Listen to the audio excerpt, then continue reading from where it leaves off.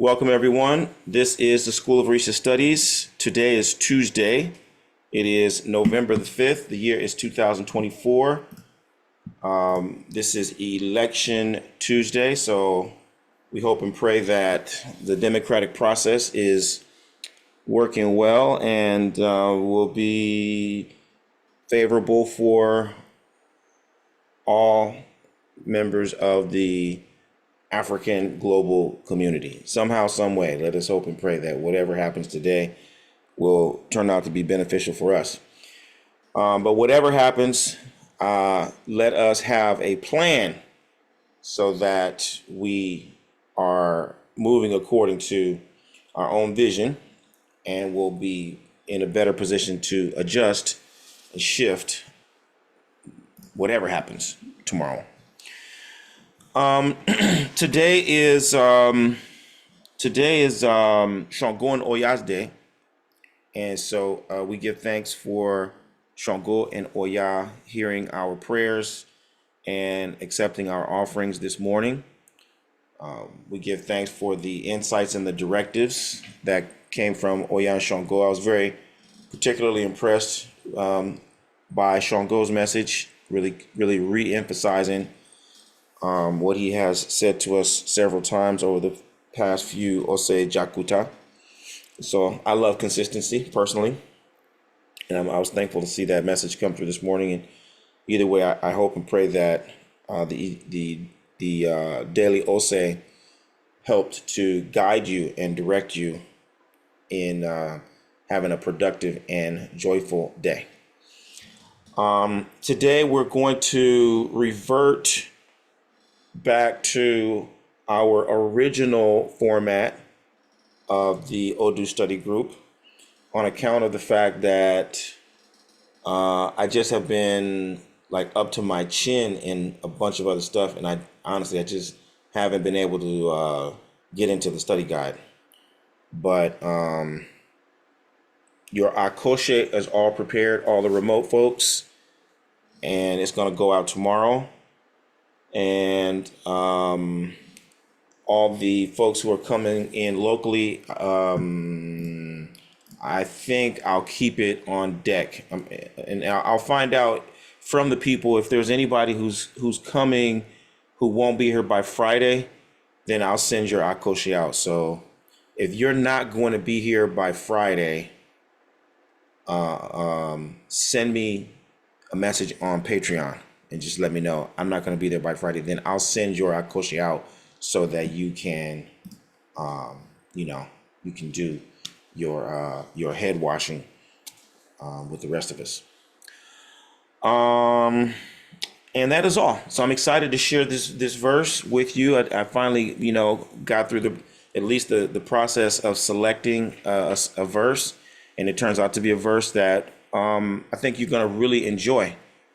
It is not one of the featured verses or one of the verses that was covered in the synopsis, and not in the lesson that was shared with Chief Laundry either. So we're going to cover some new ground, but it is a very appropriate message and lesson for us right here, right now.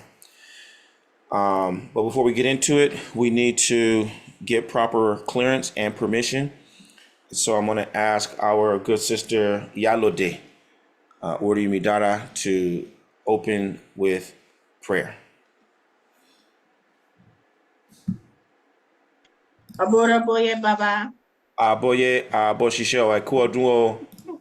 Ase osamodo. Ashe. And Kaleo everyone. Iba. Olodumare. Oba. Terekaye. Iba ti ojo. Iba ti uoro. Iba ile ogiri efokuyeri. Iba irumle ojo kutun. Iba irumle ojo kosi. Iba akale ne irunwel. Irumale. Iba arumila. Ileri king. Iba okoda. Iba sheda. Iba agidian laudo. Iba arabalo tuite. Iba arogin laude wo. Iba pepelo de asin.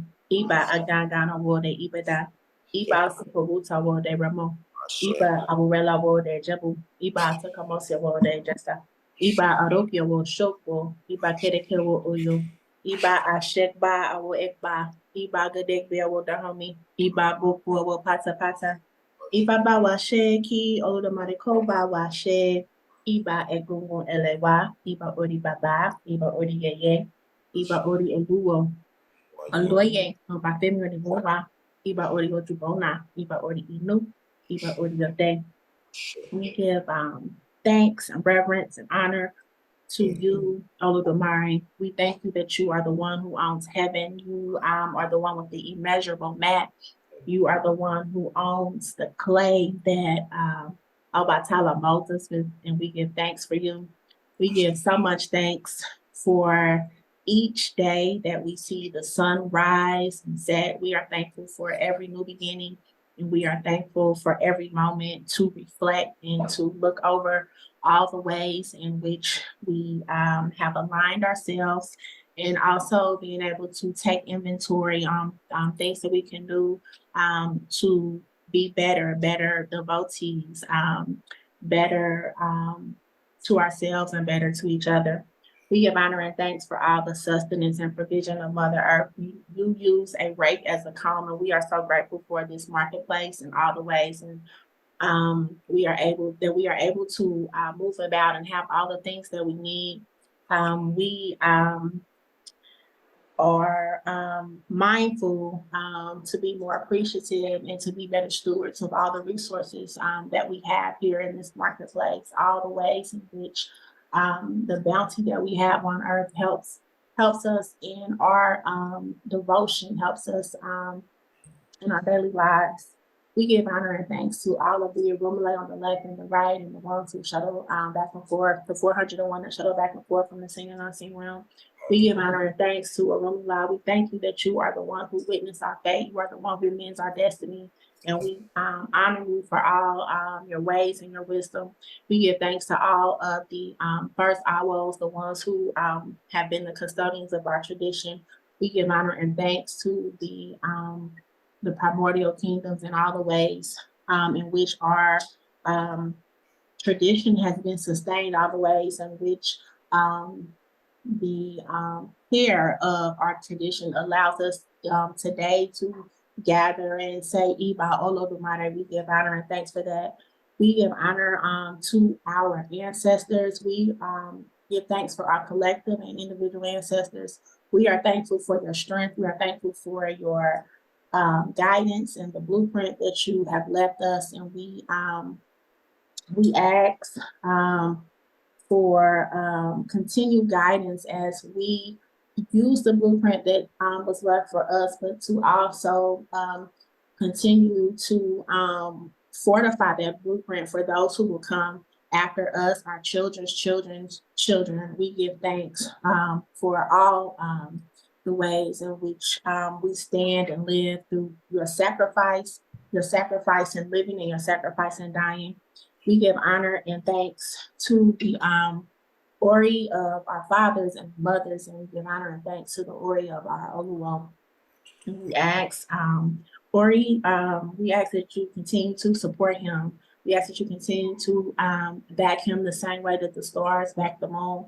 We ask that you continue to align him and take him wherever his blessings are. We ask that each place that he goes is even more favorable than the conditions that he's in now, that everything that would be an obstacle, or we ask that you reject all of those things and push away those things that would cause distraction or division in the fulfillment of his destiny.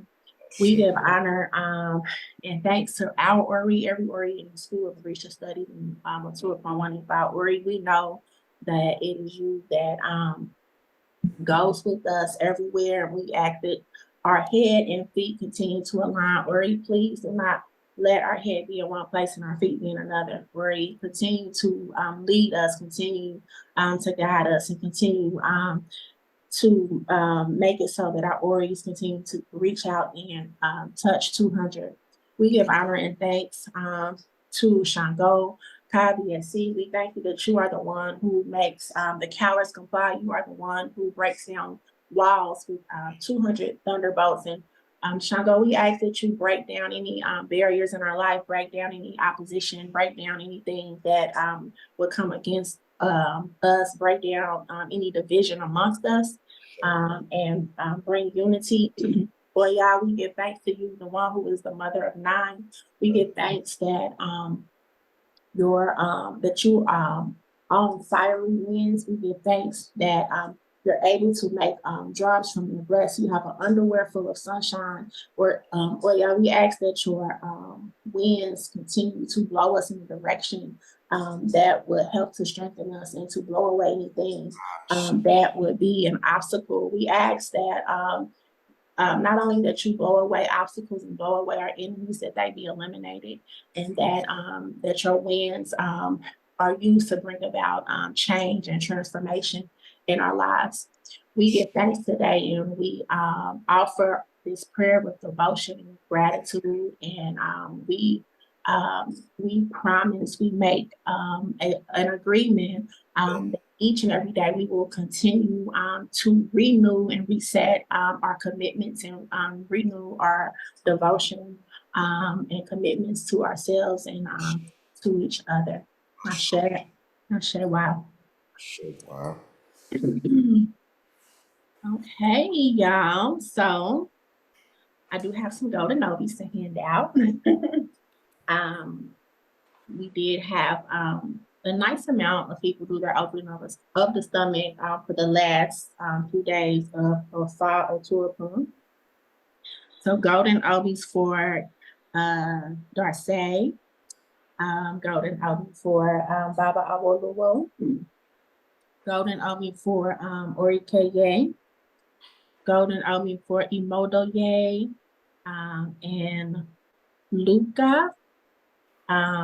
Golden obie for Fafimi, and also a golden obie for Nikki for your opening of the stomach. Also, I would like to give a golden obie to Taylor for your Ichuba. Good job for that. And we had our 8th day meetings on Saturday. We had a really good time together in Albany, and I know that you all did in Ocorin as well. So in attendance in Obering, we have Ayeloja, Ajelegba, Alyssa, Dida Keje, Babumi, Iya Fakemi, Jokotipa, Makanjuola, Omiola, Ori Bamishe, Ori Keye, Ashunshola, Taylor, Iya Barbara, Elasanya, and Ashumbumi. And I don't know if Elasanya is here, but we got a new baby. Baby was like 3 days old, baby Ruth. So we were so excited. So Elasanya, if you're listening again, we send blessings to you and welcoming your new baby. And so for Ocorin, 1 second. All right, Ocorin. Egg baby in attendance, we had Toriola, Bakora Day, Uncle Baba, Baba Kareem, Edesinya, Imodoye, Thomas, and Jack Bay, all in attendance for Egg Babe for Ocorin. So golden obies for everybody for attendance, open on the stomach, and your recitations. I will now hand it back to Baba. Thank you, Ori Midata, and congratulations to everyone for your accomplishments. Big up to you, Lady Taylor, crossing that threshold of your Ijuba. That's the gateway. That's the gateway. Ijuba is by far the most challenging verse that you're gonna encounter for a stretch. Once you get Ijuba under your belt, it gets not necessarily easier, but manageable. You know what I mean? Once you get into a little tight place with this verse or that verse, you're like, oh no, I can do that. I can do that. I can do that. Your confidence is up because you have that Ijuba flowing every day. So keep running your Ijuba and making progress on on the other oriki or verses that you're diving into. Likewise, it's very wonderful to know that we have an assortment of people who are gathering so early in the morning to pray together and you know, lift up yourselves and your families and one another when the day is brand new and fresh, and that ties directly into the message that we have in our Itatokun today, because the early morning is a metaphor, and that's very important in Yoruba philosophy, in Yoruba theological understanding. So you'll remember that there'll be proverbs that say that the person who's lazy in the morning of his life is only preparing for anguish in the evening of his life. And so the morning is a metaphor for youth, and the evening is a metaphor for eldership. And so the idea is that you want to start really strong. You want to be very proactive about starting things as early as you possibly can, right? And so that's integral to accomplishing anything, getting off to a good start. But then it's not just getting off to a good start, it's also finishing well. And so the Cubans will tell us it's better to start over 1,000 times than to finish one time poorly. It's better to start over 1,000 times than to finish one time poorly. The finish is what's going to last. The finish is what's going to endure. The finish is how you're going to be remembered, or how the thing that you've been attempting will become concrete. Okay, so the PM, the evening, represents the concrete, final product, so to speak. And we are at the end of our year. Us here in Oturupo Wanifa, this is the end of our year, right? So we're preparing the Odunfa, and we're doing all of these things with the Akoshe and the Ashoebi, and people are coming from east, west, north, south. But it's all because this represents the punctuation mark on the sentence. So we've been riding the wave of a Awani Elegibo all year long, and now we're coming to the end of it. This is the PM. So this time last year, we were at the morning of the year, the beginning of the year. We made goals, right? I gave us 4 categories of goals. And there was personal goals, there were spiritual goals or ritual goals, there were temple goals, there were personal goals, learning goals, spiritual goals, and temple goals. We have 4 categories of goals that we set just to help you with the process. And now we have the opportunity to reflect and think, okay, yeah, this was a goal, that was a goal. Some of the goals I exceeded, some of the goals just became irrelevant. Whatever the case may be, this is the time of the year that you have to reflect and explore what's working and what's not working. And however it's panning out, I want to encourage you to stay with the process. Okay, I want you to stay with the process. I'm your Babalawo, and I'm trying to do something solid for you. I'm trying to do something solid for you. I'm trying to give you something that I can stand on. I'm trying to give you something that I can say is a guarantee that the thing that's concrete, right at the end of the day, if you do what I'm asking you to do and you really, really do it, you're going to have something solid when the evening comes, when the end comes. You're going to be able to hold on to something real and something tangible. Okay. And little by little, bit by bit, you're going to be looking to your left, you're going to be looking to the right, in every sector of your life, and you're going to be picking up the flim flam faster and faster. Some of you already got a real high flim flam, scanner. It just starts twittering every time the flim flammers get close. It just starts buzzing and tweaking, right?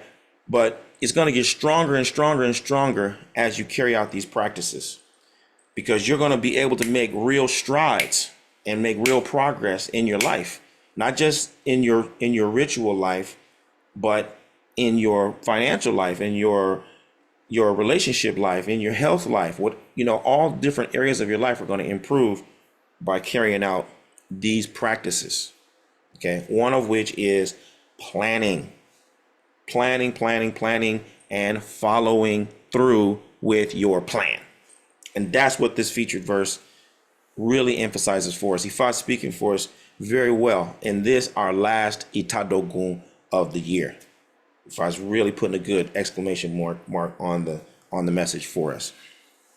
So that we cast Ifa, and it was OfunOgunda. Ofun on the right, Ogunda on the left. This was Sunday, right? We cast Ifa bright and early. OfunOgunda came ire, positive orientation. And the manifestation of the positive orientation was Aya, or Oko, wife or husband, spouse. Ifa says that we're going to be blessed with spouses, and that implies compatible spouse, that the people who are looking for spouses will be blessed with spouses. That's tricky, because OfunOgunda is really not a good Odu for spouses, to be honest with you. If you see OfunOgunda and for your relationship, you probably should pause. It's probably that this, y'all might be enjoying certain things, but you should pause, rethink it if you see it. But OfunOgunda talks with Ire Aya, and I got clarity on that as well. Ifa says that we should appease our Ori. We should appease our Ori, and we should appease the aspect of our Ori, Siwaju, that aspect of Ori that goes before you, which is my favorite. If I had a favorite aspect of Ori, it would have to be Siwaju. When I envision my Ori, I go back to my Lion King. You know what I mean? You guys remember Lion King? Simba, look across the savannah. Everything you see that the light touches belongs to you. That's what I see when I think about Ori Siwaju. It's Mufasa sitting up there with Simba. He's like, look out over all of creation. All of this is yours. All of this is yours. You can have all of it. What about that shadowy place over there? Simba. I'm trying to put you right, boy. I'm telling you about the light, and you asking me about the shadows. Boy, you just got here. That's how Ori is, though. I know how. Hey, listen. I know how it is. Y'all have good Oris. You shun the shadowy places. If it even cropped up on your screen when you was picking your destiny, you said, no, I shall not see the shadows. But I myself was like young Simba. What's that? That's what Ori Siwaju means to me. You look out over the vast possibilities of creation and you said, I choose to be an artist. I choose to be a mechanical engineer. I choose to be gifted with words. I choose to be kind to animals. I'm going to be born to Eloise and Oswald. Those are going to be my parents. I'm going to be born at this time. I'm going to have this. I'm going to have that when I turn 20. Right? That's Ori Siwaju. It chooses. Ifa says we should appease that aspect of our Ori that has chosen our lot in life. And we should reactivate that vision. We should appease that aspect of ourselves. And it's perfect for us because we're coming into a new year. So go into the new year with hope, with vision. Go into the new year with your biggest imagination. Go into the new year with your your most creative mind to see if there were no constraints, if you had no anxieties, if there were no problems, what would you pick for yourself in the next 12 months? What would you choose? You say, you know what, this is where I am, but what would I really choose if I could choose anything? That's what Ifa is proposing to us in this manifestation of OfunOgunda. Now, the real benefit of doing that is that your ability to see forward, memory works both ways. Memory works both ways. Your ability to recall, the depth of how far back you can remember, is going to also determine how far into the future and how clearly into the future you can see. Okay? Now, there's a paper on this that I really was into. I loved it. It got into the scientific dimensions of time travel and everything. But it makes sense, right? This is what wisdom is all about. You live, you have experience, and you can recall better, and then that allows you to plan better. It allows you to envision more clearly. But it also presents a special kind of an opportunity, because you also realize that in the same way that your vision right now can be limited, there's certain things that you're not seeing right now. Also, there's certain things you're not going to remember. And so the more you go through this exercise of evaluating and then planning and executing and adjusting, the more you realize that I got blind spots. There's certain things that even though I recall and I use my memory and I plan in the future, there's certain things I keep ending up on this street. How I keep ending up on this street? And then I get to this dead end and I go, this is a dead end street. I've done this 4 times. What's wrong with me? Well, it has a lot to do with what I was seeing in the moment, and then what I was remembering when I recalled that moment. So you part of your patience, part of what patience means is being able to slow yourself down in the moment, seeing more. Also, as you reflect on things, slowing down your memory, seeing more, right? What else was going on that day actually, right? And you may have to have other people there with you to help piece it all together, to round out your memory. And it's worth it to do so, because when you remember things, you're not all caught up in the heat of the moment. So you really have a luxury to reflect on things with, dispassionately. All that to say that this is the time of year for you to be reflecting. And it's like a rubber band. So the further the rubber band goes back, the more thrust it has going forward. Think about where you've been this year. Think about what happened and go forward and start making your plans, so that when you are appeasing your Ori in this Itadogun cycle, you've got that much more focus, that much more direction, that much more clarity. So says OfunOgunda. This is a good time to do that. OfunOgunda gave us some insights into what else do we have? Observances. What are our observances for OfunOgunda? OfunOgunda says, I don't remember our observances. Let me see. OfunOgunda. Give me 1 minute so I don't misspeak. Well, there were not a lot of observances. Yes, right. Do not repay good with wickedness.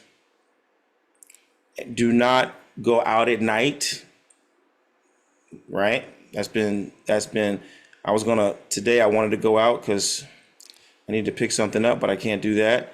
And this is really an easy one. Don't eat land snail. So don't repay goodness with wickedness. Don't go out at night, and don't eat land snail. All right. So how does this play out in terms of the scenario? I've given you the framework.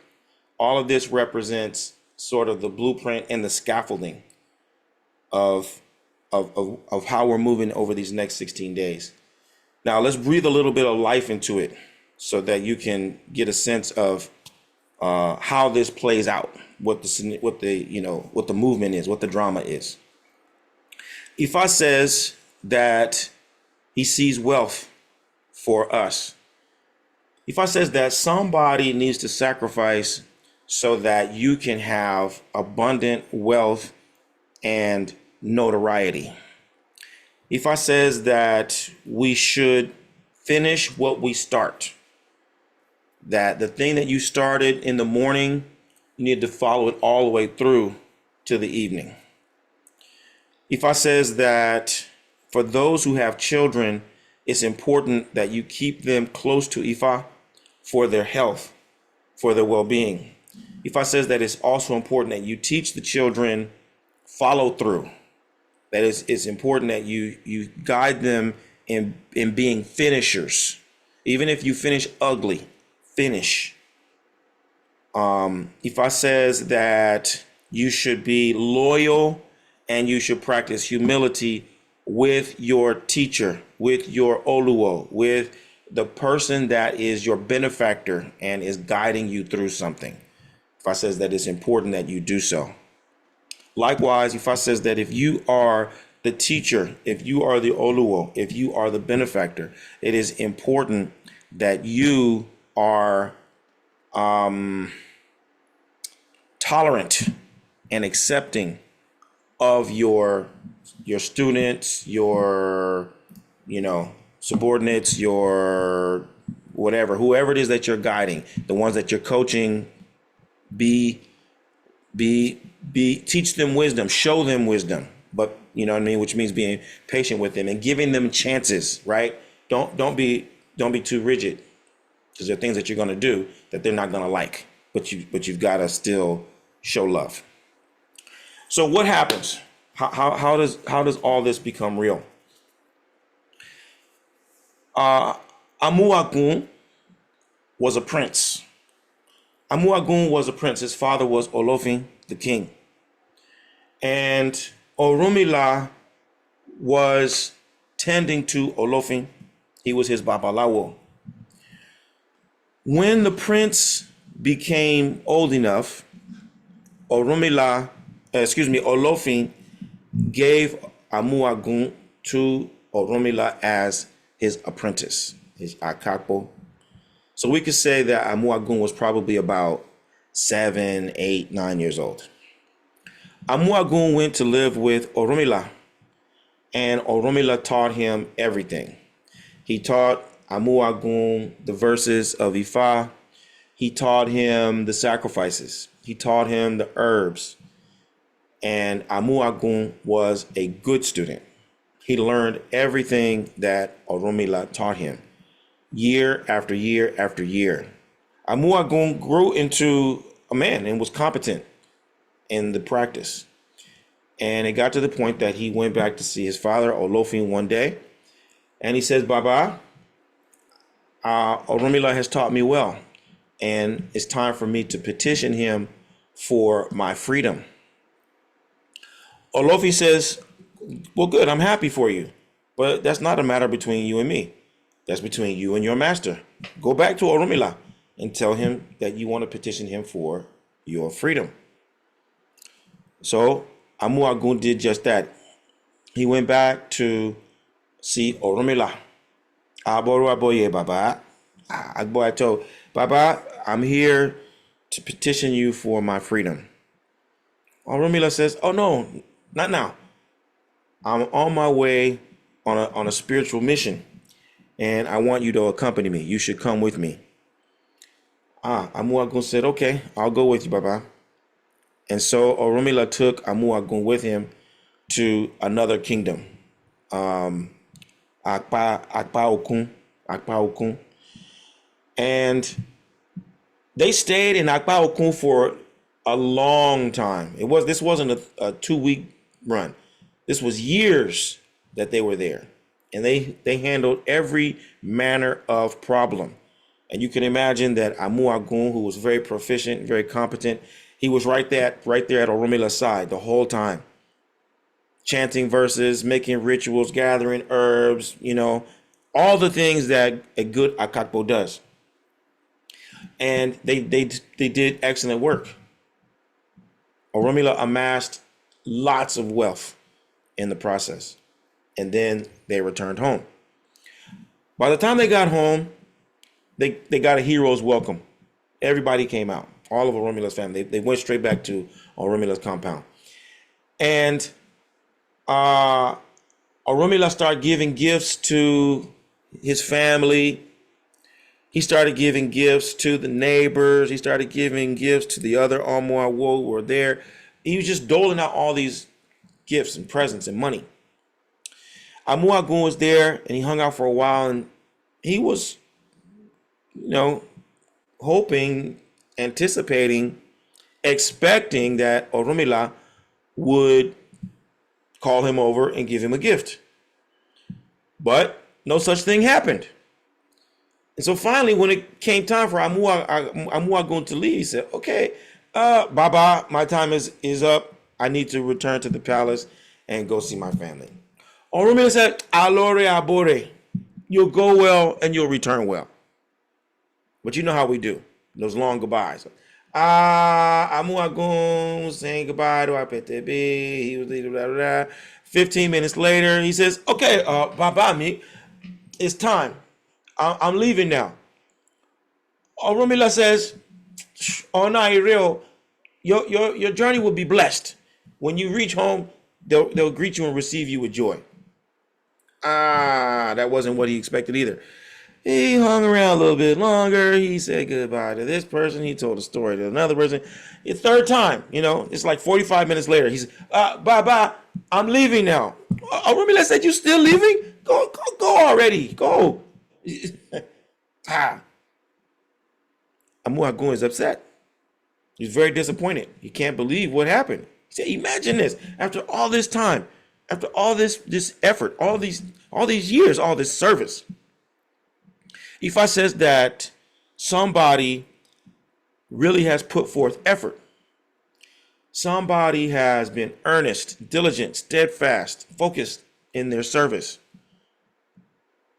Ifa says this is borrowing from the Stoics. This is a Stoic statement, but it applies here. Stop looking for the third thing. Stop looking for the third thing. What's the third thing? The first thing is you see a problem. The second thing is you provide a solution. The third thing is you expect something in return. Stop looking for the third thing. See the problem, solve it. See the opportunity and address it. Don't worry about the third thing. Amuagun was preoccupied, however, with the third thing. So much so that by the time he got back to the palace, he was visibly upset. And the people saw him and they said, Amuagun, welcome home. We're happy to see you. We've missed you very much. But you don't look happy. What's the matter? He wouldn't say anything. But you could see he was unhappy. Amuagun went to Olofin. He said, Baba, I'm not happy. Olofin said, what's the matter? Why are you unhappy? He related to him what had happened. I traveled with Oromila. We were there for so many years. I did so much work. We got back. And what did Oromila do? Oromila gave gifts to everybody but me. He compensated everybody but me after everything that I've done. I can't believe it. Can you believe this? Olofin said, well, Oromila has his reasons. He must have some reason for doing what he's doing. Be patient and go back and consult with him. Ifa says that when you are around really wise people, responsible people, elders, they're not going to gossip. They're not going to coddle you. They're not going to have a pity party with you. They're going to tell you to go back to the source of your problem. You see in both instances where the prince went to his father, the king, and you can see the power dynamic, right? You can see the power dynamic. There's the prince who's under Oromila, but he's the son of the king who is over Oromila. So you can see he's trying to take care of himself, but he's trying to take care of himself in a way that conveniently would allow him to leverage. You see what I'm saying? You see how sneaky we are? You see how sneaky we are? He's talking to his father, having a father to son conversation with him, but he knows who his father is, and he knows what he would like for his father to say or do. If I says, don't be doing all that, don't be sneaking. But when you with somebody who's responsible, when you're with a real elder, they're going to tell you, you need to go back and talk to Oromila. I don't know what Oromila is doing. I can't read Oromila's mind, but I do know that Oromila is wise. So I suggest you go back and confer with him. Yeah? OfunOgunda says, no, I won't go back. I'm not going to talk to Oromila anymore. I'm upset. And he didn't go back. OfunOgunda had the motive and the means, and he started working on his own. He started having his own clients. He started doing his own work. He started making his own money. He started making his own name for himself. But after a short period of time, OfunOgunda got sick. OfunOgunda did everything he could, but he couldn't remedy the situation. He called this medicine man. He called that herbalist. He called this one and the next one. Everybody came, and everybody failed to solve OfunOgunda's problem. OfunOgunda got sicker and sicker and sicker. It got so severe that they thought this could go really bad. Before it gets out of control, somebody go call Oromila. And they did. They summoned Oromila. Oromila came to the palace. OfunOgunda, what's the matter? He told Oromila his symptoms. Oromila cast Ifa. He made the sacrifice. He gathered the herbs. He did the medicine. In a short period of time, Oromila restored OfunOgunda back to health. But as he's getting better, he says, OfunOgunda, what happened? Why have you been absent? I haven't even seen you in such a long time. And here now, the first thing I hear about you is that you're sick. What's going on? Finally, OfunOgunda says, I've been upset. I've been upset. Oromila said, why have you been upset, OfunOgunda? I've been upset because of when we came back from Akbaokun, you gave gifts to everybody, but you didn't give anything to me. And so, I've worked hard. I've studied hard. I'm prepared. I decided I was going to use what I know to get money on my own. Since you wouldn't give me money, I was going to make my own money. Oromila said, but look at your situation, OfunOgunda. OfunOgunda, I'm not using money to cure you. I'm using wisdom to cure you. So OfunOgunda, I'm your master. I'm not here to give you money. I'm here to give you wisdom. Don't seek money from your master. Seek wisdom from your master, because with wisdom, you can heal your illness. With wisdom, you can solve your problems. If you had wisdom, you would have been able to get yourself out of this difficulty. OfunOgunda had to admit that was wise and correct. He says, you're right, Baba. Don't worry about giving me money. Just give me great wisdom. And so it harkens back to that verse of Aaron Dinlogun that Jekbe had recited for us a couple of days ago. It's one of my favorite. I'm pretty sure it comes from Irosun in the Aaron Dinlogun. Let us acquire great wisdom, because with great wisdom we can cure great illness. And when we cure great illness, we can fetch good compensation. And with good compensation, we can do great things. But first, let us acquire great wisdom. If I says that someone needs to focus on wisdom, when you think about what you're planning, what you're envisioning, what you want to accomplish in the PM of your life, or at the end of a particular period, at the end of a project, the finished outcome, be wise as you envision it. Be wise as you approach it. Be steadfast and patient, and don't give up halfway. Don't quit, which I believe was part of our instructions today in the in the Daily Ose, if my memory serves me correct. Is the importance of follow through. Is the importance of finishing what you start. Okay, finish what you start. Even if you have to finish ugly, finish it. Finish it. Done is better than perfect.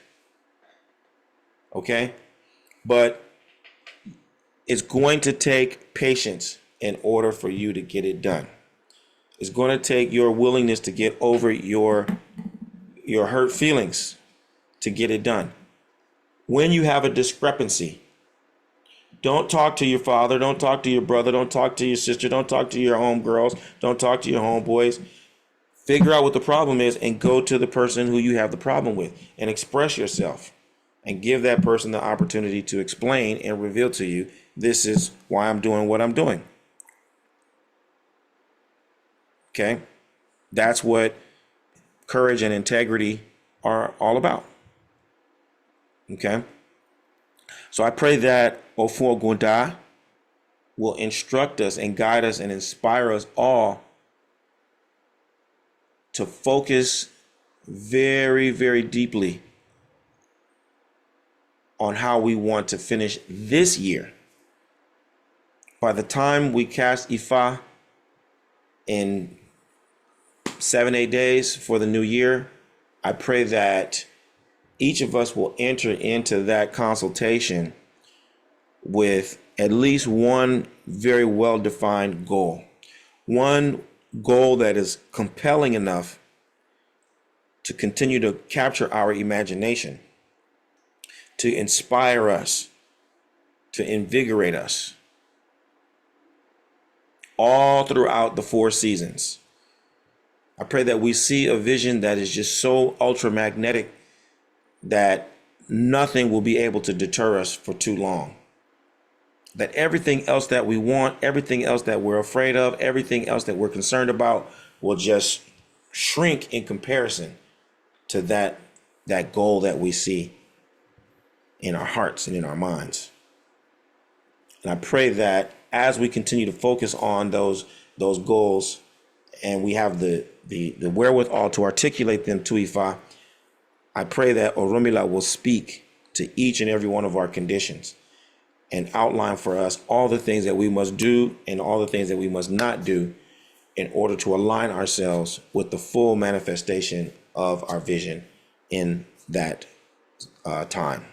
So that by this time next year, we will be able to say with total certainty that this has been a very, very good year. Ashe. So that being said, let us let's do 2 things. Before we break out, what are the first things that come to your mind when you recall or ponder this particular verse of OfunOgunda? What are your first impressions? What jumps out to you that says, wow, this is a lesson for me? This is what I needed to know. This is what I needed to hear. For me personally, it is the acknowledgement of how important wisdom is and how long it takes for it to become valuable. For me, I identify firstly with Orunmila. And as a teacher, it's like being a parent in the sense that I'm teaching and doing everything I can to teach in such a way that it'll be understood. And my idea is that, well, if it's understood, then you're going to get it and you're going to be able to, respond to it and say, yeah, I understand. But the reality is it ain't like that. Some lessons are like that, but other lessons, you got to live it. You know what I'm saying? It doesn't become real until the student picks it up and runs off with it or drops it and leaves it behind and realizes, oh my goodness, I left it behind. I can't do anything without that. Now I understand this is wisdom. So That's what jumps out to me, first and foremost, is that you got to let people do what they're going to do. And looks like they're jumping off the, you know what I mean? Like you're jumping head first off the top floor, bro. That is not the thing to do. I got to let you do it. I got to let you do it. And hope that you don't break your neck and you have enough sense to come back and say, hey, I'm ready to start over. you know? So yeah, that's my first impression of this particular verse. What about you? What jumps out at you in this particular verse? How does it strike you? Ori mi dada dada. Good evening. Good evening, Baba. What up, boy? Yeah, again. What was the owl's name again? Uh, or the owl, the young owl was Amuagun. Amoagon. Mm-hmm. What stood out to me was this communication. When he went to his father and he said, Arumala is wise, and you should go ask him. If he would have been a messy elder, so to speak, like that could have went a different way. Right. So that's the first thing. Being able to kind of diffuse that situation, even though he still didn't go back and he didn't follow the direction, he diffused it because he didn't, buy into his emotional response. And then the communication piece, I think about how, making it about me, that there's been times where I've been on both ends where I didn't communicate what I was thinking and I was wrong, or where someone didn't communicate to me how they felt and I was misunderstood. And so I think that was important in this verse. Just, open your mouth. If you're mad, if you're upset, in this case, when we think about our elders, when we think about you, like, just say what it is, because it's probably not what, we're perceiving things to be. So that's what stood out for me. Big, big, big, big lessons there. As simple as they are, it's like, Ifa says that, what is it? Iwori Meji is, how can you make judgment without hearing both sides of the story? Elders who make judgments without hearing both sides of the story are not worthy to be called elders. They are better called mischief makers. This was the messy, messy, and that's a notorious story about why heaven is far away from earth. There's a Oromila student again. His Akakpo went to Olodumare and said, Oromila this, Oromila that. And Olodumare got mad. Turned out that Akakpo wasn't telling the whole story. And, so then Olodumare decreed that, hey, from now on, you got any questions? He did the same thing Olofin did, actually. You got questions? Don't come asking me. In this time, people could go straight to Olodumare and ask questions. He said, from now on, no more of that. You got questions? Go ask Oromila. And what Oromila says, you can take that as my word. Yeah, absolutely. Big lesson. Very simple, but big. Go to the source. Thank you so much, Orimidara. Ori Dikwe, Ekaleo, Kaleo Baba Boro Boye Boshishe. Boato. Last thing you said out your mouth was literally one of the points. Just going directly to the source. I that stuck out to me.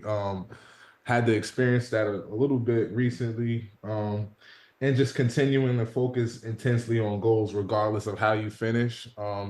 Just get it done, regardless. That sticks out to me more than anything, I guess. I'm excited to hear more. Ashe. Yes. Yes. Even if you finish ugly, finish. Thank you so much. Ori Dikwe. Odugbemi Ekaleo. Alexa, Aboraboye Baba. Aboye Aboshisheo. How are you this evening? Fantastic, Baba. How are you doing? Baumi. Dupe Okosi Wahala. I do My play. allergies are not troubling me at all, so I'm really happy. That's great. I think I just got over a sinus infection, but Mm. it did not hinder my plans from, yeah, the fun. So we're good. We're good. Can't wait to see you all next week. Yeah. Um, for me, I'm like, whew, the first thing out your mouth, I'm like, oh, you found talking loud. Okay. Um, the whole thing, finish what you start and comparing, your morning to your evening and thinking, really having the foresight and the know-how to achieve your evening. I'm thinking about two main things: humility, and then the saying and just the knowledge that obedience is better than sacrifice. Mm. They kind of go hand in hand with what I'm thinking about Omuagun. Amuagun. Amuagun. Thank you, Baba. Um, so, with humility, he would have had to have humbled himself to go back to Oromila. But with Mm. his father, there's security. And, Mm. there's a thing of like, oh, my father being the Olafin, he could probably just give me money and take care of my needs. Or he could, Mm. like Orumidara was saying, he could say, oh, this is my decree. And Orumila, you're going to do this. But because Mm. of his wisdom, he knew not to do that. Right. Mm. But his son being young and still figuring things out, that can be a challenge, learning and really humility and submission, like learning to and just being okay with submitting yourself. Mm. But how else would you become an elder unless you sit at their feet, unless you start to glean their wisdom, unless you humble yourself? You're not going to get those gems. Mm. I literally was just having this conversation before joining class, Mm. which is, I'm like, oh yeah, if I talking loud. Mm. Um, and the obedience being better than sacrifice, along with the humility, like his father told him, because he had wisdom, go back to a room, go back to a room and like go to the source of your problem. It would have been really tough to do that, but had he been obedient, he probably would have gained more knowledge and insight to get that wisdom, to know how to learn how to make money as a babalawo, as a he would have learned those things had he just continued with it, been humble and finished what he started. Mm. So it makes me think personally about like my own personal studies right now. It's a totally a thing of like, yeah, you just gotta, it's okay not to know. You gotta be okay being the baby. You just start somewhere. You gotta start somewhere, but you gotta crawl before you ball. And yeah, just be humble and sit down at the elder's feet and glean that wisdom, because wisdom is far more precious than rubies. It's going to pay off much. The money will run out, but the wisdom will teach you how to create solutions for your problems.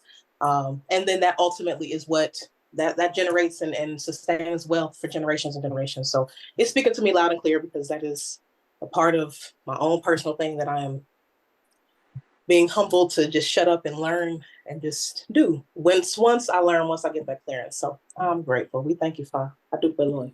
We thank you for Adupeloa Romila. And it's interesting that there's the idea of the golden handcuffs, which was a very interesting lesson that I learned kind of far into my adulthood. But as a young owl, for example, it's important to continue to prioritize wisdom even when you're seeking wealth.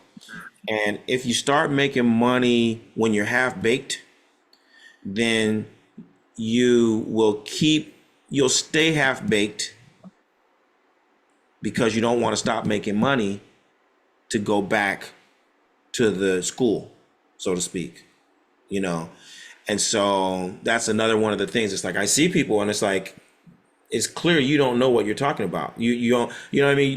You're entirely half baked, but you get that $50 and you think that but I'm gonna get another $50, so I'm just gonna, or you're not even getting $50, you're just getting, you're just on social media, and so it's like you're going to be less inclined to now actually complete your studies and get the actual wisdom, because you're in Spanish you say apantallarse, you've you know what I mean, apantallar is to to put yourself on the screen. You've projected yourself, I guess we could say. You've projected yourself, and you've maybe gotten a little money.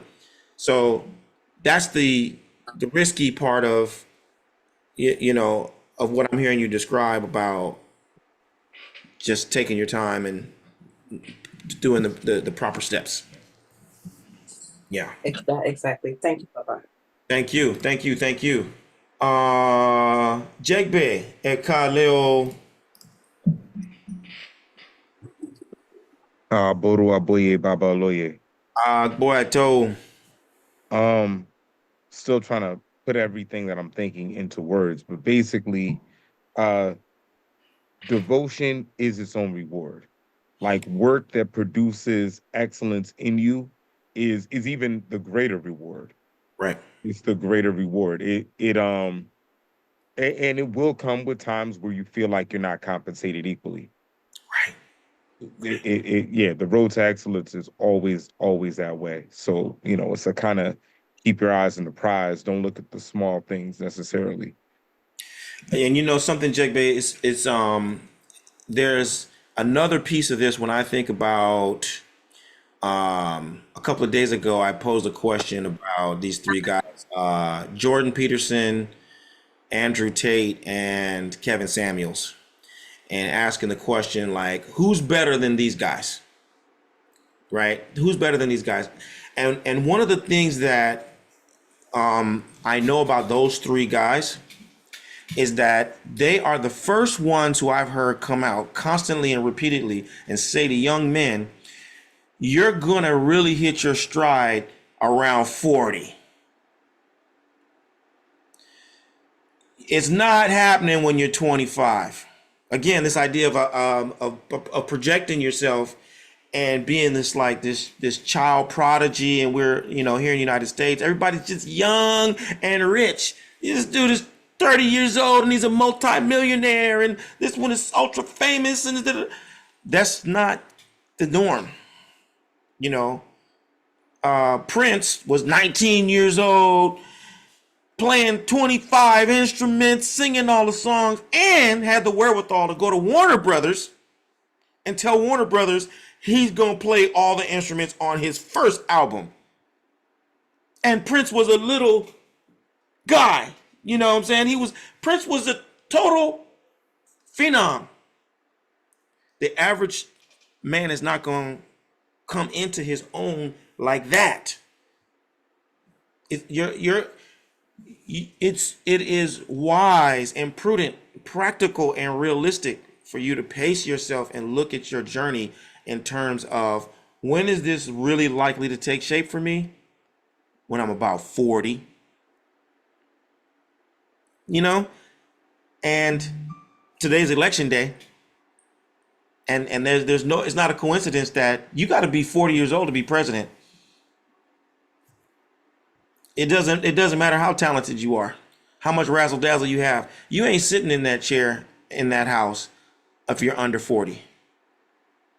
So, what you said just reminded me of that reality check, that like, yeah, the devotion is the reward in and of itself. And it sounds kind of, you know what I mean? Sketchy because of our mindset in this culture, but it's real. Take your time, put in your service, really cultivate yourself from the inside out. Develop a real sincere love for wisdom. Get a real love for wisdom so that when you see it and you're close to it, you're excited because you know you're in the right place. And you know that what you're getting is going to last you past the trends, past the fads, past the gimmicks. You're going to get something substantial and something sustainable when you wrap your hands around wisdom. So thank you for those insights, Jake Bear. Really, I agree with you entirely. Our good sister Darcy, good evening. Ekaleo. Good evening, Ekale, Aboye Baba. Boye Aboshisheo, how are you? I'm doing well. I'm making progress. I, in listening to the story, the thing that stood out to me when you were telling it was the word blind immaturity. And I guess I could sum that up in the sentence that you don't know what you don't know, Mm, and that leads you to make assumptions, and that's what the young Amu did. He assumed that Orumila wasn't going to give him anything, but Orumila was giving him something so much more valuable, and it was his blind immaturity that led him there. So, you have to remember, you don't know what you don't know. right, right. You don't know what you don't know. Uh, and it's experiences like this that at least give you the confidence that the person who's guiding you is doing so in a way that's in your best interest. You might not know, you know what I mean? There's going to be, or you're not going to know. It's going to be a recurring theme. Again and again and again, you're going to keep coming to these plateaus, and you're going to get to a place where you don't know what you don't know, and your advisor, your teacher, whatever, is telling you to do something or not do something that you can't understand, but over time you've developed enough of a rapport with that person that you say, I'm confident that what you're saying to me is going to become clear. I'm going to understand eventually, but right now I just don't get it. So yes, thank you. And that takes time. And to overcome blind immaturity, it takes time. It really does. The Yoruba say that beauty fades faster than wisdom appears, you know. But we've got to have patience and confidence with the ones who are building us up, that it's going to get better if we're willing to go the full length of the journey. Let's see. We've got Oriba Miche. Good evening. Ekalo. Aboro boye baba. Uh, Kale. Agboato. So immediately, the thing that came to mind is when the student is ready, the teacher will appear. Like that was like, I'm like, okay, wow, light bulb. And honestly, like in listening to it, I suspect that Orumila, because he's a master, like, you're a Luo, you know your student. So of course he probably was very aware that, all the time while Amu Godun was lagging around like, saying goodbye 3, 4, 5 times. He knew probably that that's what, he's wanting something.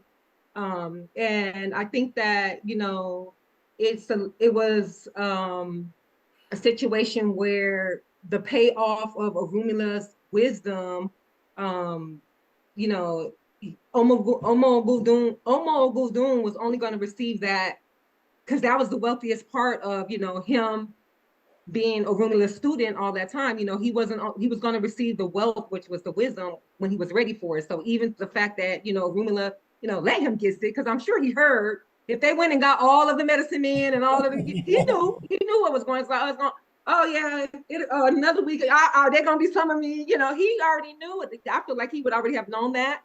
And, so even in that time, like, I'm just going to have to let him sit and learn the lesson, because that's the only way he's going to be able to value the wisdom that I have to give to him. So yeah, when the student is ready, the teacher will appear. So yeah, when he was summoned, he showed up happily, like, okay. But he still didn't give it to him right away. He made him, he still had to, cop up to, hey, this is, I was harboring this resentment, whatever, yada, yada, yada, even before Orumila, blessed him with the true wisdom, so that's what came to mind for me. Yeah, yeah. And think about how medicinal that had to have been for Amu Agun to finally get to the point where he could say, I was upset. Upset, yes. Because that's a journey, that's a long journey to even confront your master that way and tell him, I was upset. I'm sure there's a part of him that was, wanting to be respectful. And it's a major step in your development to have an independent thought, emotion, in relationship to your elder. And how do you articulate that in a way that still is respectful? right? Because sometimes people say respectfully, and you know the next thing that's going to come out their mouth is anything but respectful. Because you know, again, also in our youth, in our exuberance, our emotional intensity, we can get carried away. But yeah, I do appreciate what you're saying, that when the student is ready, the teacher will appear. Also implies that the student being ready is that the student is healed. He's healthy, or she's healthy enough to say where they're coming from honestly, sincerely, and practice that transparency and still be respectful. And I love that sweatshirt, by the way. Yeah, that's us. Erdeshina, good evening. Ekaleo Kale Aboru Aboye Baba. aboye aboshisheo. Good to be here. Good to be here. I feel like everything that you're saying is what I feel like you're saying it before, like you're reading my thoughts, Mm, or if I was reading my thoughts. And so some of the key words that came to mind for me, for myself personally, is perfectionism.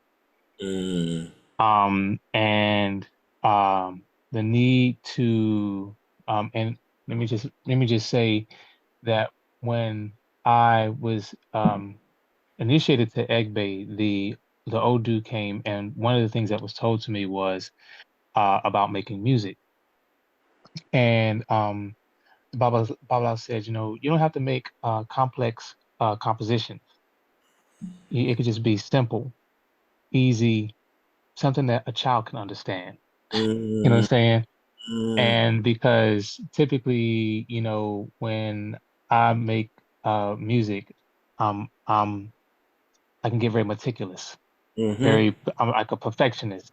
mm-hmm, And so, you end up amassing all of this work, and then nobody hears it because you are a perfectionist. mm-hmm, You know what I'm saying? And like your brother might hear it, somebody else might, and they like, yo, I love this. This is so dope. And then they're like, so why aren't you putting it out? And it's like, because I need to EQ this, and I need to do this, and I need to do that. And it's like, come on, man. You know what I'm saying? Like, go ahead and put it out and let the people who need to hear it. And as you continue on, you'll get the help and the assistance to get what it is that you're looking for. You know what I'm saying?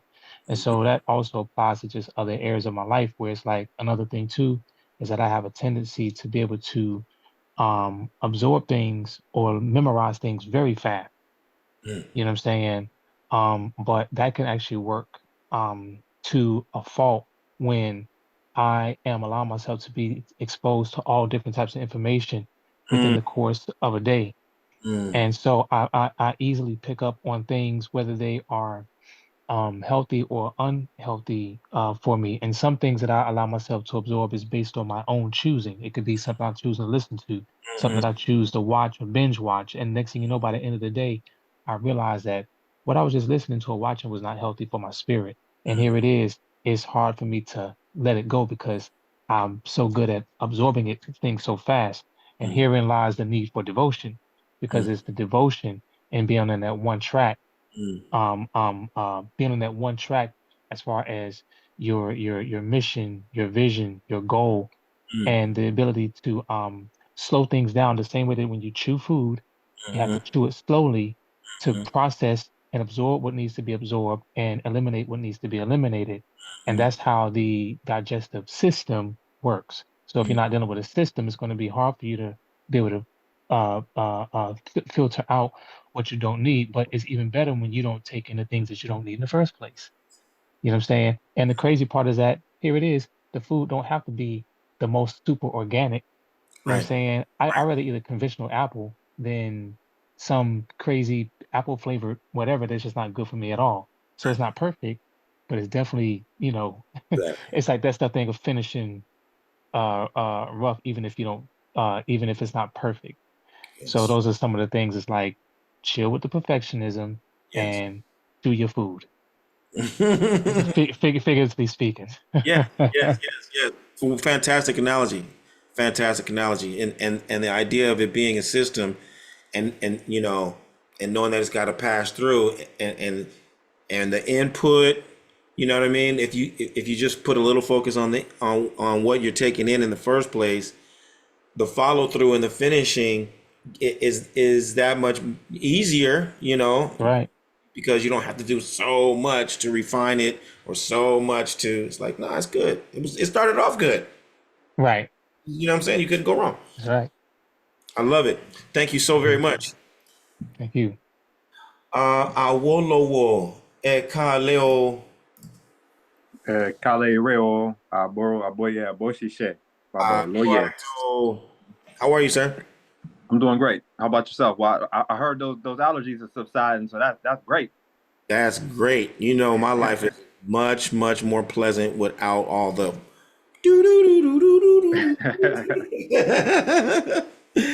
I'm glad to hear that. I'm glad to hear that. So it's Amuogun, Amuwagun. Amuwagun. Okay. So yeah, so you know, I as you looked at Orumila, I looked at a capo, right? Like, okay, how am I you know, like what's being told to me here? And as I look at Amuwagun, um I I envisioned it like, you know, what Ifa is saying to me is that he's looking for recognition or an independence, right? Because he's a prince, right? So there wasn't enough stuff that those people could have that Arumila could have gave those people that would have been more than what his father already had in assets, right? So he already has it. And you know, I think about you know, some athletes and things of that nature, you know, like they've been super talented. So they get the you know, the best girl, they, you know what I mean, they getting the scholarships. It's always like they're always recognized, they're always put on a pedestal. And even Wagun, Wagun, he has you know, he has Orumila, right? Like that's the Obas diviner as his Oluwo, right? So he has the best of the best the whole time. So I feel like he felt slighted because he wasn't recognized, right? He wasn't Orumila, just sort of like, yeah, I'm not, you know what I mean? You okay? You not, you know, so he, you know, I see him as trying to prove himself, and trying to prove yourself, you know, that's when folly happens, right? As opposed to just staying in your lane, right? And just doing what, you know, I don't who was that? Osaying, right? Like, I only taught you 61 herbs, bro. Like you're not gonna be able to you're not gonna be able to do what I can do. Like you don't even got half the herbs I know out here, but you know, I hear you talking, you know. So and so when I think about that, you know, the wealth part, it always catches my ear, right? Because like us as a people, you know, especially in like the conscious community, I'm throwing the quotes up, you know, we wear poverty as like a badge, right? Like, you know, poor righteous teachers, and like, you know, like, you know, oh, money's bad. Like, yeah, but he was already paid. He already had money, you know. So it, you know, and then like with Cat Williams, when he was doing his thing, and he, you know, like I've seen people post it, like, you know, I'm not I'm not, you know, excelling. I'm mediocre because I don't backstab people, or I don't, you know, I don't do the wrong thing, basically. Like that's what people make it out to be, right? But like when I think about the top 1%, I think about the top 1% in whatever field I'm in, right? So not necessarily the top 1% of earners, right? But when you're in the top 1% of your field, you'll be in the top 1% of your earners. So this specific verse came for me to tell me just keep my focus, like tunnel vision, in my lane, doing what I'm capable of doing, and you know, communicating as Uri Midar said, when I find like a discrepancy or when I'm confused and things of that nature, so that I can be the best that I can be. And like you always say, you know, wisdom takes time. So you know, as I keep going, then I will rise to the 1%. But I have to give it my all where I'm at, and not look for any type of recognition or pat on the back or anything. Just do the work and keep moving. Yeah, yeah. You know, it's interesting. Thank you so much for that. It oddly enough reminded me of something I saw today of Jimi Hendrix, and he was on some talk show, and he was talking about the person asked him about the accolades and how people just go bonkers when they see him and everything. And he was just like, yeah, I know people who live for the applause, and they live for the, you know what I mean, and then they lose. He said they get fat and they forget their craft, and they lose, their touch with the love for the art. And it's what they say. You don't live for the applause, because if you live for the applause, you'll die for the boos. When they boo you, you know what I mean, you'll die. But it is also very, I think what you're saying resonates a lot about with what I was hearing Jegbe say, which is, the devotion itself is its own reward. I am really getting everything. I'm getting so much from just showing up and striving to be the best version of myself that I possibly can. That in and of itself is paying me. And I've, when I first started writing in the books, I thought, oh well, this is what's going to happen. I expected certain things to happen. I expected certain kinds of responses. When I did the summer camp, I expected certain kind of responses, you know what I mean? And it was never what I expected. I'll put it that way. It was never what I expected. But I loved what I was writing so much that it didn't matter. I loved what I was teaching so much, it didn't matter. Being there, doing that, was just so great. Now I think about my time when I taught at Ileomo Day. Man, I got to teach at Oakland's premier independent black school for 7, 8 years. I got to be their Babalawo Spanish teacher. I come to class like this every day, teaching the children songs and music and getting on the floor with them, and you know what I mean? Exposing them to Afro-Colombian, Afro-Panamanian, Afro-Cuban, Afro-Peruvian songs and dances. You know what I mean? Like every day I'm like, I know beyond a shadow of a doubt, there ain't nobody gonna tell you what I'm telling you right now. You in the 3rd grade, you're gonna be a grown man before you realize Baba Obafemi gave me some game. I know about this when I was 7. That brings me the most intense joy, because I know it's gonna be, you know what I mean, like a great flower for some of them. And last story is, you know what I'm saying, you're really making it come home for me. I had a student, Selma. Selma's at Howard now. I had Selma since maybe 2nd grade, 1st grade, all the way up through high school. And I taught them this poem by Victoria Santa Cruz, who's Afro-Peruvian. Man, she's a giant. Victoria Santa Cruz. Go look her up. You'll see her. She's the what do they call it? Me dijeron negra. They call me black girl. Black, you know what I'm saying? Well, it's really not black girl. They called me nigga. And she tells this story. It's a dramatic thing. She's like Maya Angelou in Spanish, And so I taught them this poem. And the whole class, we would do this poem. And a couple of years later, Selma goes off to high school.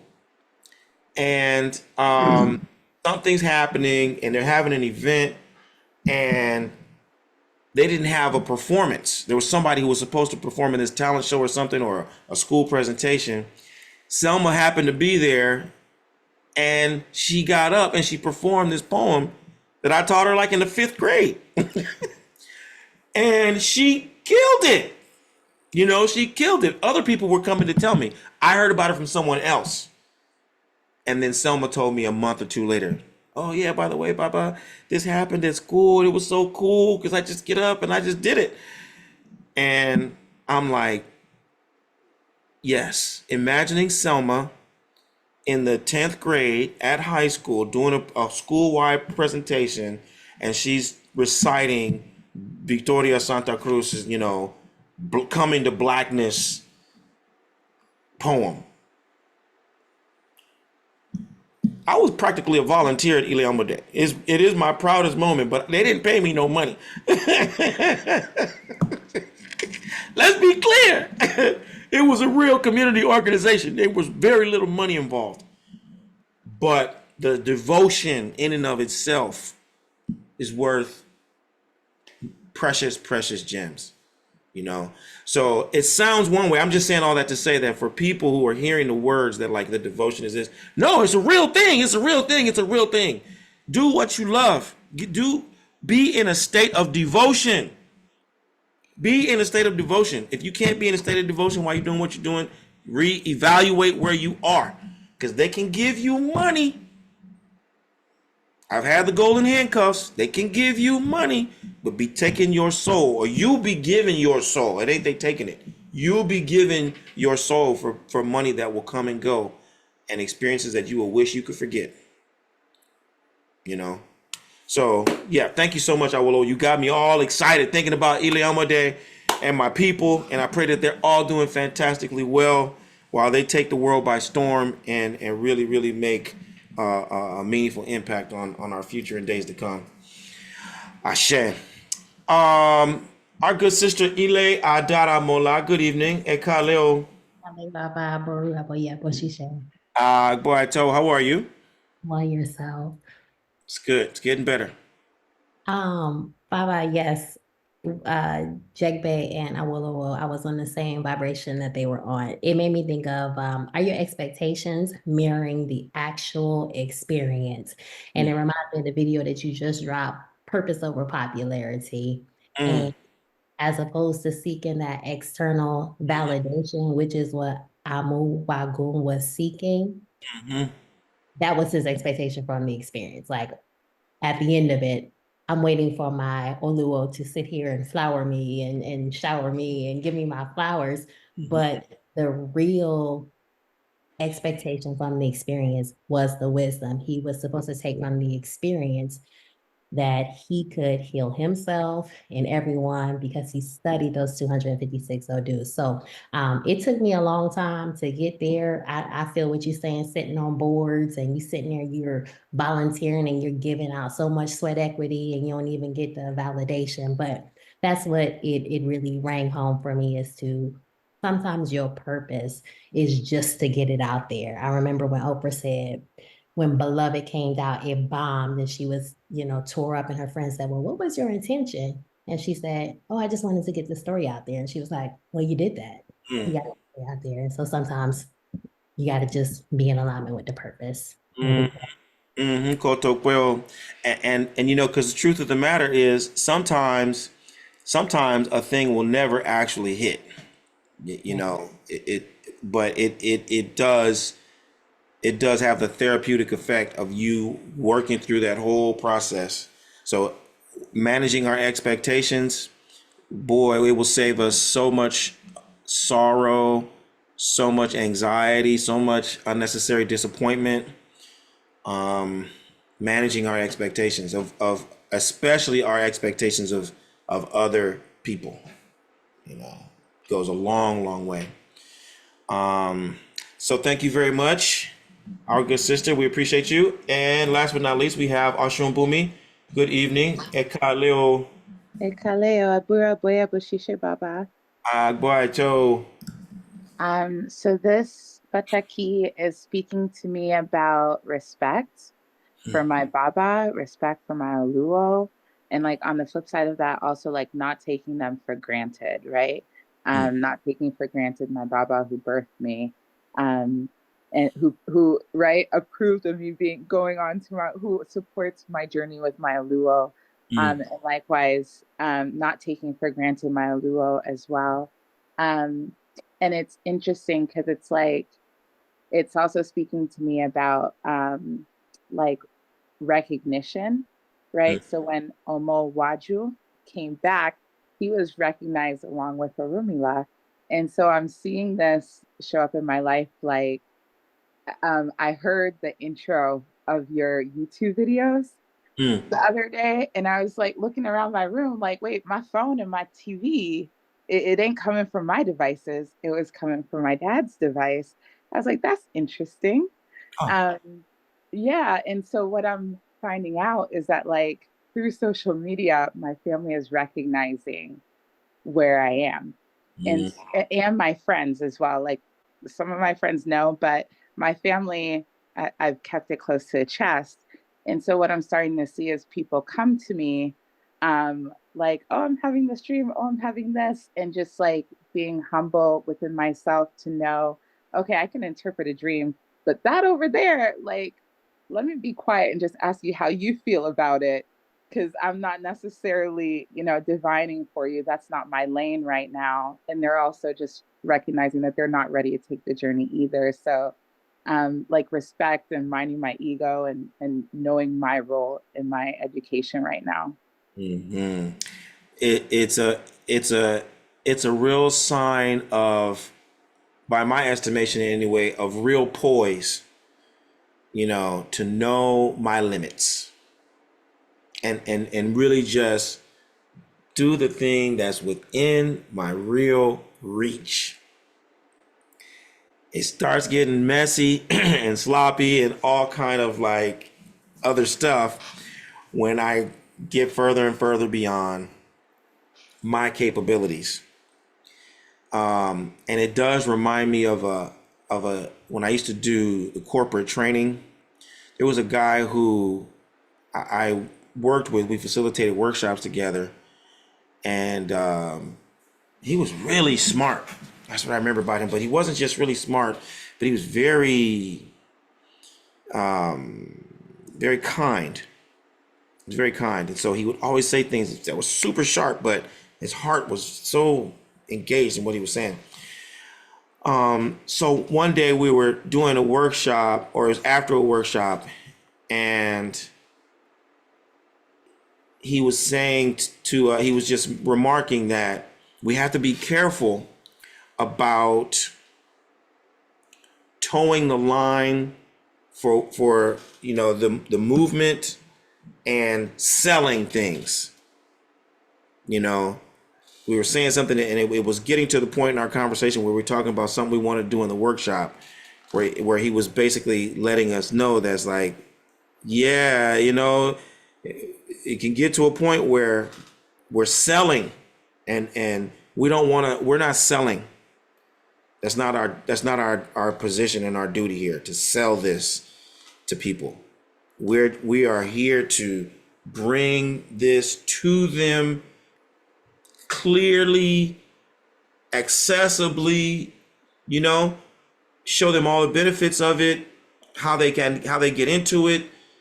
But if they don't choose it, they don't choose it. And I really like that because we were at work. It was corporate. It was big corporate, like Fortune 100 corporate. But he kept that integrity for us. And I think that that's what I'm picking up on with what you're describing. It's like, let me, sometimes if I'm going for recognition, I'll cross that line. If I really feel like I should be seen and I'm not being seen fast enough, or I'm not being seen in the way that I want to be seen, I'll be more tempted to go over and sell myself or sell this idea. And it's like, no, you don't want to sell it. You don't want to chase it. Put it out there, and who's supposed to get it, and who's supposed to acknowledge it, and who's supposed to benefit from it, they will come, and they will recognize, and they will be on board with it. So, yeah, I love that. And I'm super excited that by the idea of your family, getting in tune with what you're doing, and being open to it. That's always a big factor here in the school from the very beginning.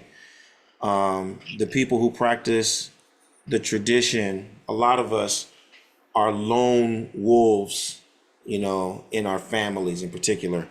Some people don't tell their families at all. Some people tell them in a sort of a way, but our ability to show up in a way that, again, is authentic and is well received by our families, I know makes a big difference in our practice. It puts a lot our minds and our hearts at ease, because we do want their approval. We want their acceptance. We want them to at least understand that what we're doing is valuable to us, and they don't have to do it.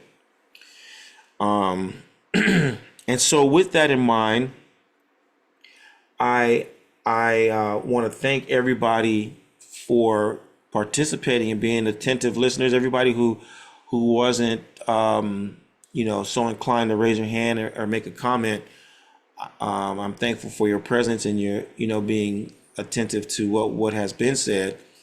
And as always, I hope that when you go back and you listen to the playback, that you will listen on two levels. All of the things that we do in the Odu study group, particularly and in the dream incubation, are intended to be understood and absorbed by us on two levels. One level, understanding, what does this mean to me? How does this Odu pertain to me? When we listen to one another speak, how does this person's perspective speak to my condition, or how does it reflect something that I see or that I identify with? But then on the second level is going back to that idea of our service and our devotion. How is what I'm hearing apply to somebody else's life? How might this perspective be in alignment with my mother's perspective, or with my father's perspective, or my brother, or my sister, my coworker? How might my children? You know what? When you start to describe this, it really brings to mind what my children say, right? So that you are able to be present with your family members as much as we want for our families to be present with us as we follow our practice of Orisha lifestyle. Orisha lifestyle also charges us with being more present with our family members, right? Being able to be in a space where we are able to receive and love our brothers, our sisters, our mothers, our fathers, our children, without judgment, without condemnation, right? We can be present with them. That's part of our duty as well, because we do say Isheshe Lagba. Isheshe is senior, and as the senior, we hold space, right? And part of our ability to heal our family members and our loved ones is just being present and being able to hold space with them. And so I hope that you will go back and listen to the conversation on those two levels. How does this pertain to you? And then how does this pertain to the people that you're destined to serve? And so I'm going to hand it back over to Orimidara to walk us through the announcements, because there are plenty of things for us to be aware of in the days to come. Everything is time sensitive at this point. And I look forward to seeing you all in prayer in bright and early tomorrow. But Orimidara is going to get into all that. So I'm just going to hand it off and let her work the magic of announcing what is next.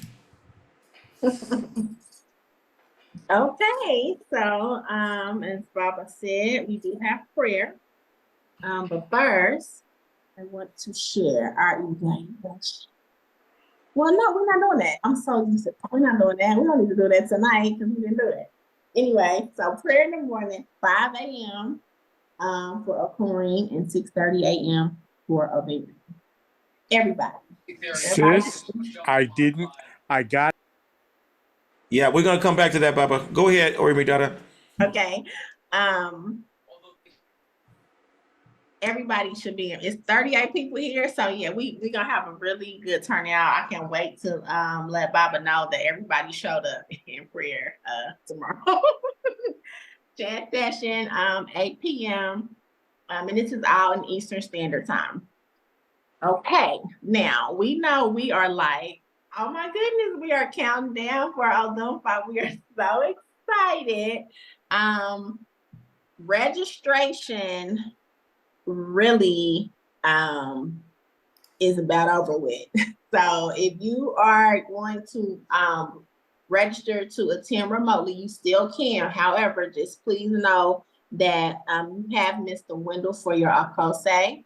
But I really want to drive home that we are all contributing to our Odunfa, whether we show up in person or whether we attend, remotely or contribute remotely. It is really more about us investing in the blessings, all of the E-ray that's going to come for our temple. So please make sure that you send in your contributions. It is going to be 30 something of us in Stone Mountain next week. And so we're going to have a wonderful time.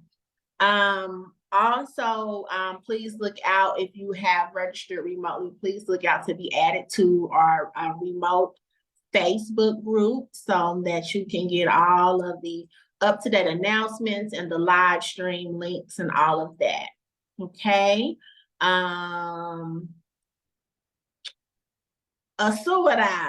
from Asuada dropped that link for our Odunfa, our hoodies and our shirts and our mugs and all of that. So we are doing our pre-order.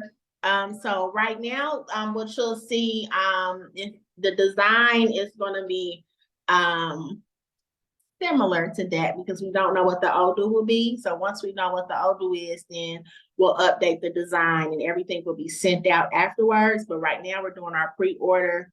And the price that you see is the pre-order price. It's going to go up after E5 is cast. Okay. So that link should be in the chat.